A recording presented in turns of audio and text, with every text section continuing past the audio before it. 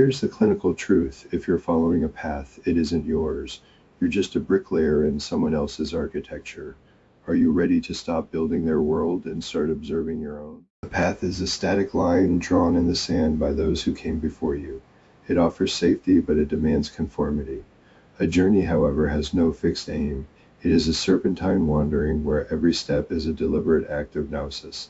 This is the great work, realizing that you are not a traveler on a road, but the architect of the very ground beneath your feet. To lead is often just to manage someone else's map. To follow is to let your own feet go numb. But to wander is to realize that while there are 1,000 paths laid before you, none of them contain your truth. You don't need a leader to find the source, and you don't need a follower to validate your direction. You simply need the courage to take the first step that isn't on the chart. Stop. Look at the horizon. You see 1,000 footprints, don't you? Leading, following, repeating, but your journey. It's the unlabeled space between those tracks. You aren't here to be a master of others or a servant to their laws.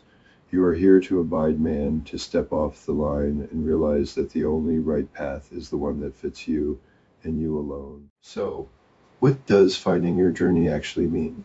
It means breaking the external blueprint. It means the arduous work of deep introspection, because here's the secret. All paths lead to the same destination. We move from the source to reality and right back again. But how you walk that circle, that is the only thing that belongs to you, or is it? Think about it. The further you reach into the future, the more past you create and lose. Simultaneously, this is why existence and time are unified constructs. The only reality is the now. By grounding yourself in the expanded present, you stop being a passenger to linear time and start becoming the sovereign observer of your own flux. You see, the future is an illusion that only serves to create more past. As you reach forward, you lose the very moment you were trying to capture. This is the 1-0 framework in action. The 1 is the noise of manifestation, but the 0, that stillness, is where time actually dies.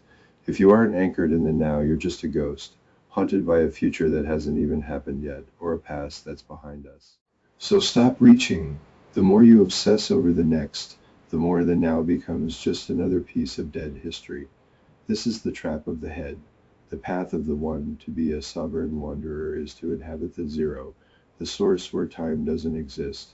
You aren't losing the past, you're finally letting go of the leash. The best advice anyone ever gave me was 2 words. You can't. And you know what my response was? 2 words. Watch me.